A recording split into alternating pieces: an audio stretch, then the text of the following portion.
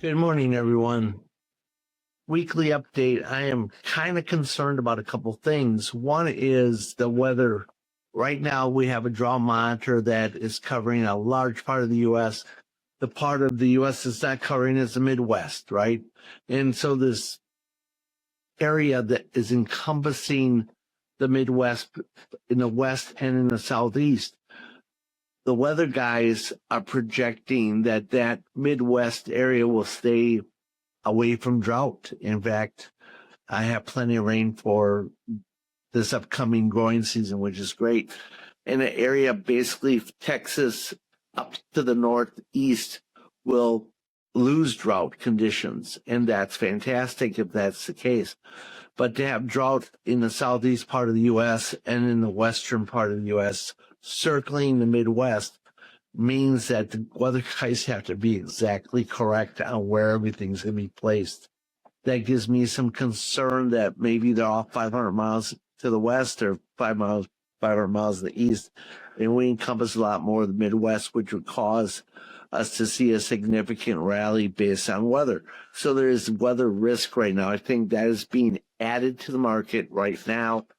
May is a very critical month to see how the weather patterns develop and to see if we can reduce some of that drought in the southeast U.S.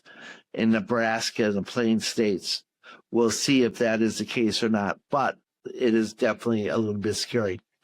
As far as world conditions go, the U.S. and Iran are exchanging threats about bombardment, and it doesn't look like the peace initiative is moving forward. It's kind of stalled and stale right now.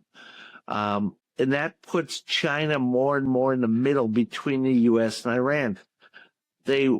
China needs the U.S. They need us to buy their stuff, and we need them to buy our grains, right? But they are allies with Iran, and the longer this war goes on, the harder it is to tiptoe between those two things.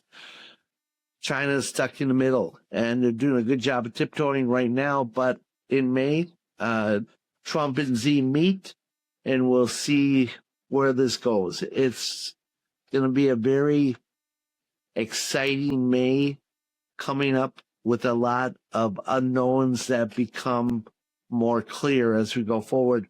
Right now, we are watching these markets and these conditions very closely. I think planting will get done at a rapid pace. It doesn't seem to be any major issues coming up. Cold spell for a week or so, and then drier, warmer conditions for the heart of the Midwest. I think you guys get in at a very good pace this year, and that's usually a good sign for yields. So, lot to analyze, lot to look at. We're looking at the same thing as we have been for the last couple of weeks. On any kind of spike higher, we're going to make some more sales. We're going to stay with our long-term corn hedge. We're going to be very conservative on the bean side. Beans are really risky. Funds are massively long bean oil and beans.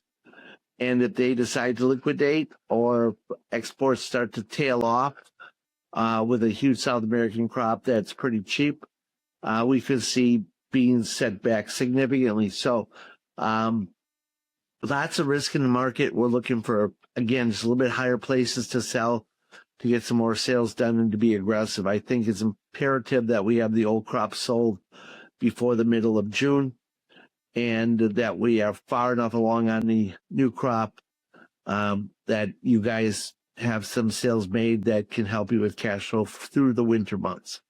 That's where we see things right now. Lots of unknowns, more so than what I've seen in the last 2 or 3 weeks, to be honest with you. Nothing is getting resolved. That's a little scary. Have a great week. We'll stay in touch. Take care.